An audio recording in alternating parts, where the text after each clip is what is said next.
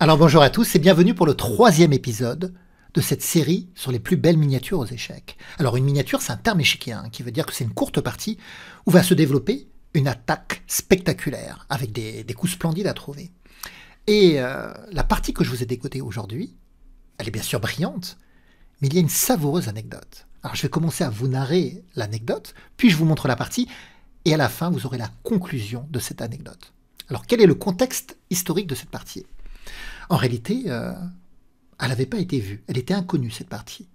Nous sommes au début du XXe siècle, et un maître autrichien, chroniqueur également, qui participait donc à des chroniques, des articles dans un journal de l'époque à Vienne, Max Weiss, il va recevoir une lettre. Et dans cette lettre, un certain docteur Streber lui annonce qu'il a exhumé une ancienne partie de Paul Morphy, une partie totalement inconnue, inédite, que personne n'a encore vue. Alors, Paul Morphy, vous savez, il est décédé une vingtaine d'années plus tôt. Mais Paul Morphy, c'était le grand champion américain, le génie absolu à l'époque. Et donc, retrouver une partie de lui qui n'était pas connue, ça excitait un petit peu tout le monde. Ça excitait l'enthousiasme. Et Max Weiss va donc publier cette partie dans son journal.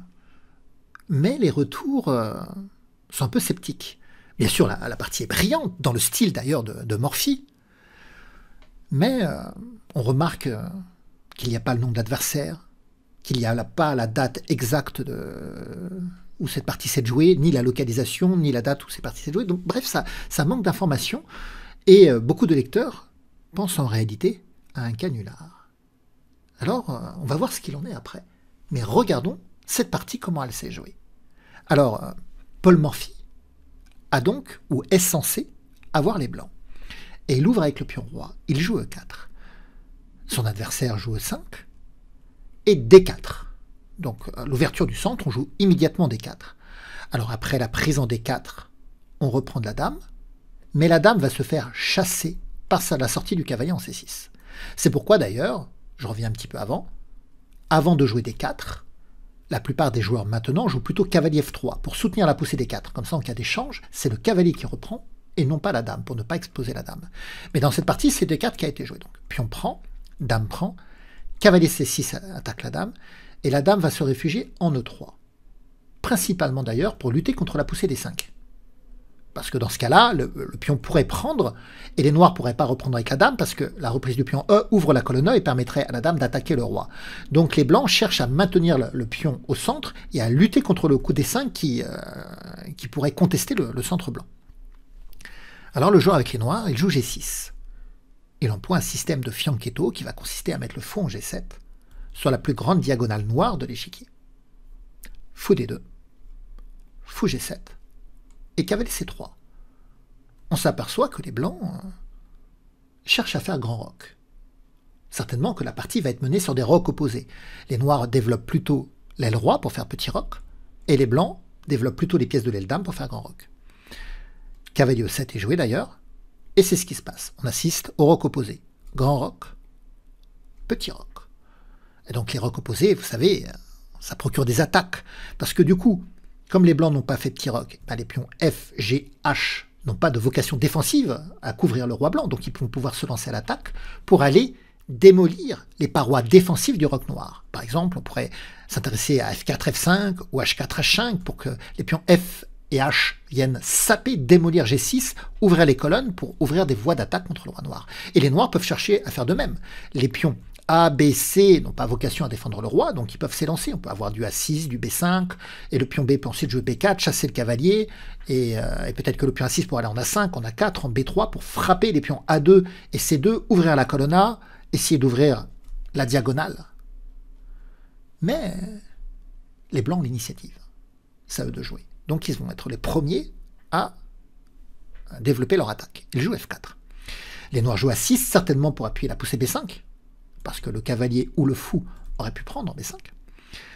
Cavalier F3, et là un coup que je ne comprends pas des noirs. Ils vont jouer F5. Ils auraient pu jouer B5 dans l'esprit de cette attaque de roc opposé, mais ils vont jouer F5. Alors peut-être que les noirs cherchent à empêcher que les blancs jouent eux-mêmes F5.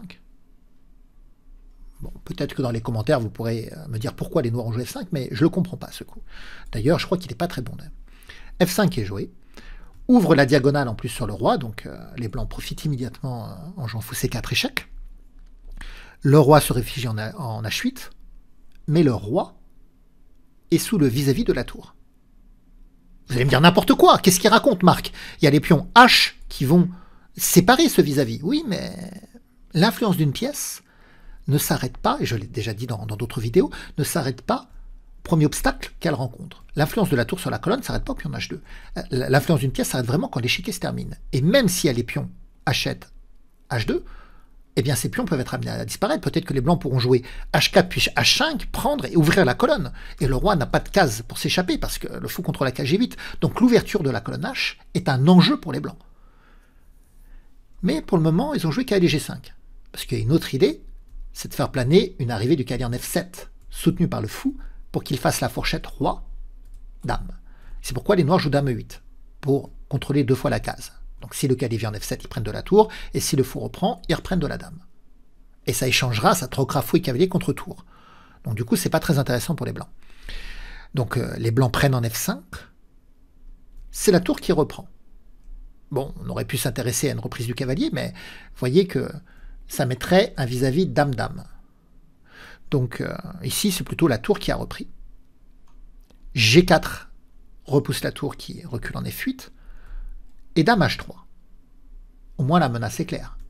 Dame prend H7, échec et mat, soutenu par le cavalier, bien sûr. Donc les noirs jouent H6. En réalité, le pion ne pourra pas prendre le cavalier, bien sûr, parce qu'il est cloué.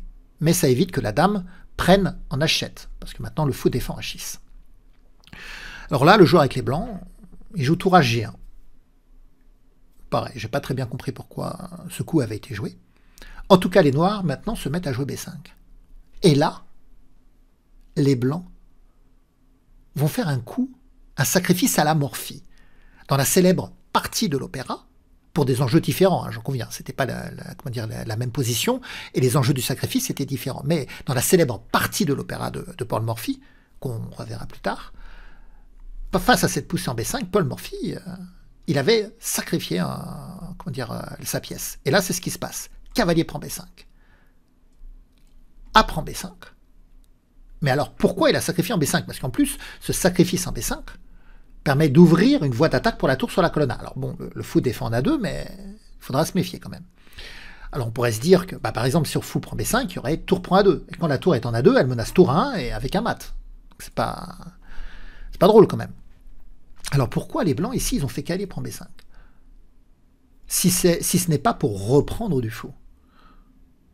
Eh bien, en fait, c'est pour libérer avec gain de temps la case C3. Le cavalier occupait la case C3, et en fait, là, ce que cherchent à faire les blancs, c'est à mettre le fou en C3. Et ça, c'est un coup très méchant. Pourquoi? Parce que maintenant, les blancs, ils menacent dame prend H6. Parce que le pion G7 est cloué sur la diagonale. Et si on fait dame prend H6, c'est échec et mat. La dame attaquera, le fou coincera. Donc on peut se dire, oui, mais les noirs ont gagné une pièce, et c'est à eux de jouer, c'est pas encore aux blancs. Et donc les noirs peuvent chercher à prendre les fous. Bon, déjà, prendre le fou C4, ça échoue immédiatement sur dame prend H6 échec, hein, le fou G7 est cloué, roi G8, et dame H7 mat. Le cavalier ne fait pas que soutenir l'arrivée de la dame, il prive le roi de la case F7, de la case de fuite. Donc, les noirs ne peuvent pas prendre ce fou. Et si les noirs prennent le fou C3, eh bien, il va y avoir une attaque avec dame prend H6, ça fait mat immédiatement d'ailleurs. Donc, il n'y a pas d'échappatoire.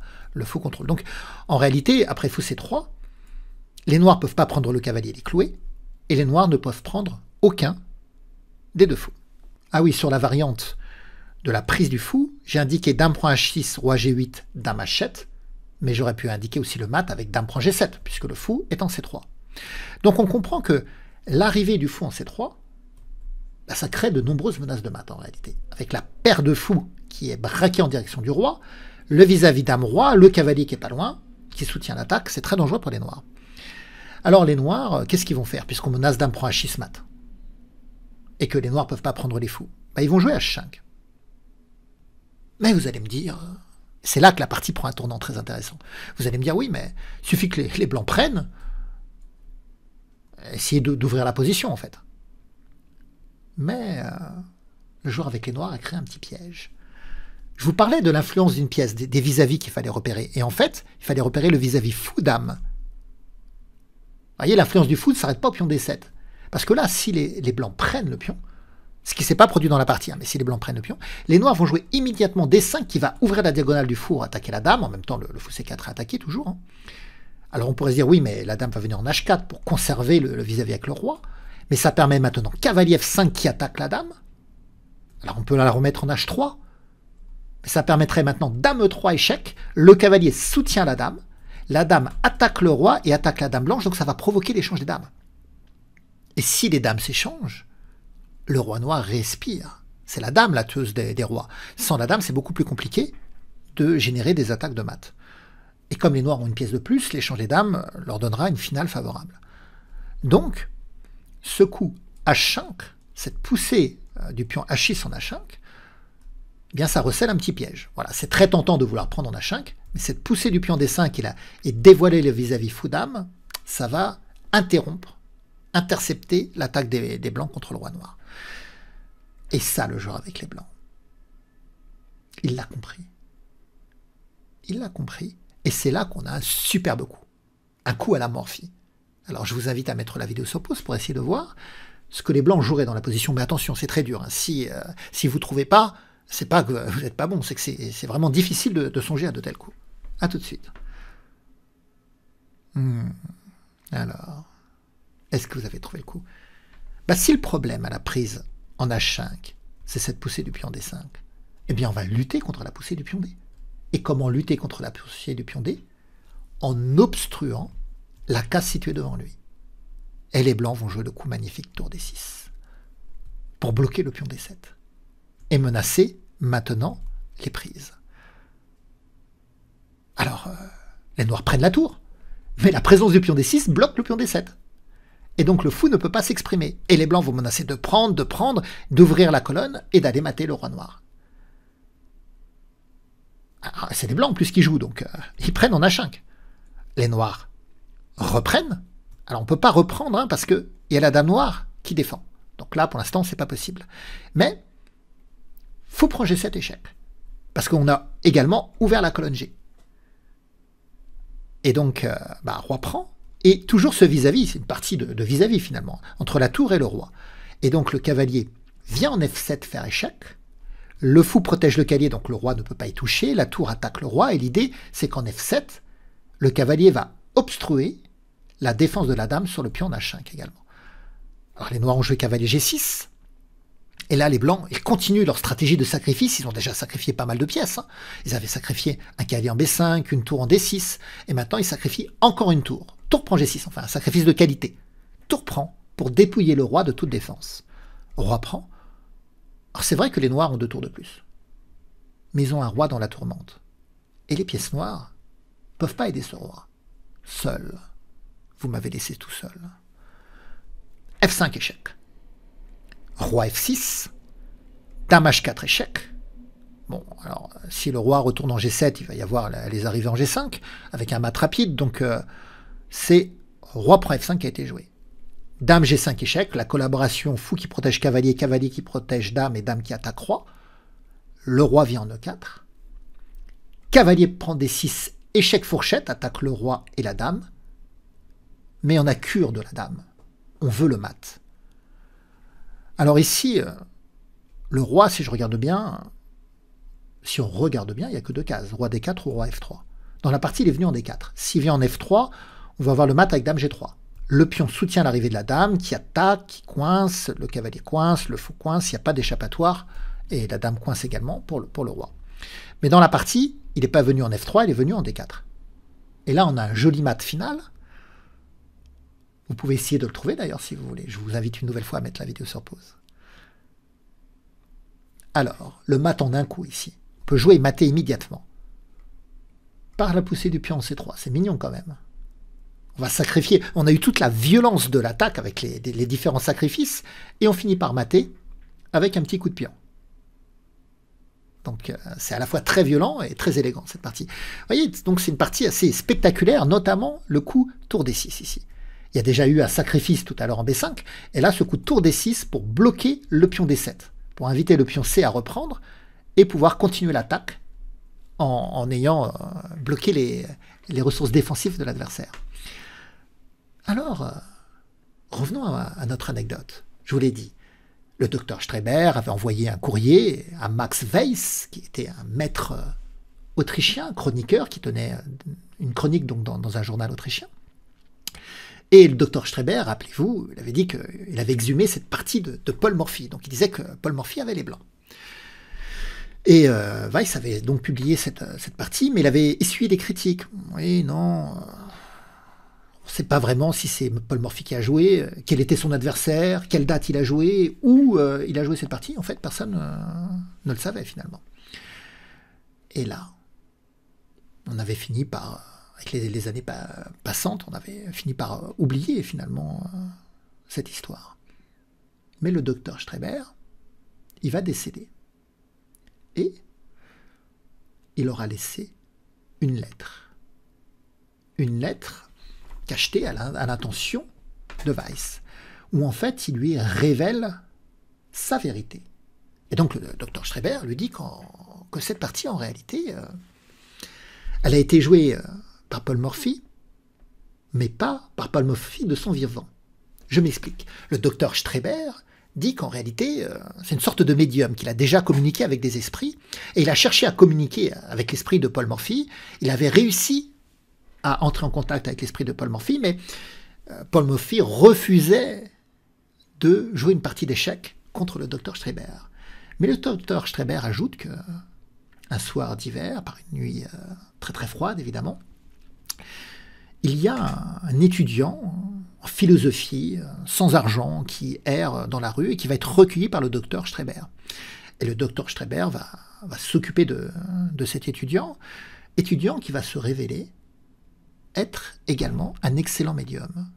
Et par donc ce côté spirituel, Paul Morphy va finalement accepter de jouer la partie en prenant corps de l'étudiant, et l'étudiant va jouer cette partie contre le docteur Streber. Et l'étudiant, donc, soi-disant Paul Morphy, va gagner cette partie.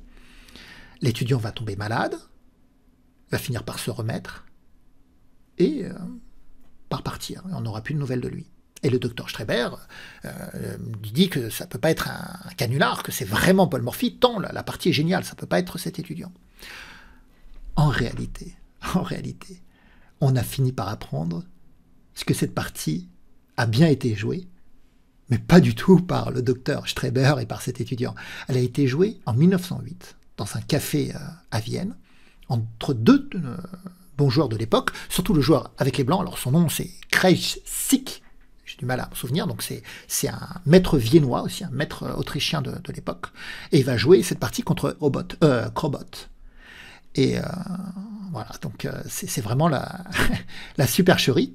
Et Weiss, qui s'était mouillé, qui avait publié cette partie, qui avait publié cette histoire, il va donc révéler au grand public comment il s'est fait avoir, comment il a adhéré à cette supercherie, et il va finir sa rubrique en disant « Ah, j'ai été stupide, on m'a complètement dupé. Eh bien, à partir d'aujourd'hui, je jure solennellement que je ne considérerai plus aucun joueur d'échecs comme inférieur à moi. » Et donc voilà, cette petite anecdote de cette partie. Eh bien, j'espère que vous avez apprécié la beauté de cette partie, parce qu'elle était quand même très très belle, que la petite anecdote vous aura distrait, amusé. Vous pouvez me laisser des commentaires, des pouces, et on se retrouvera bientôt pour la suite de cette superbe série. Au revoir à tous.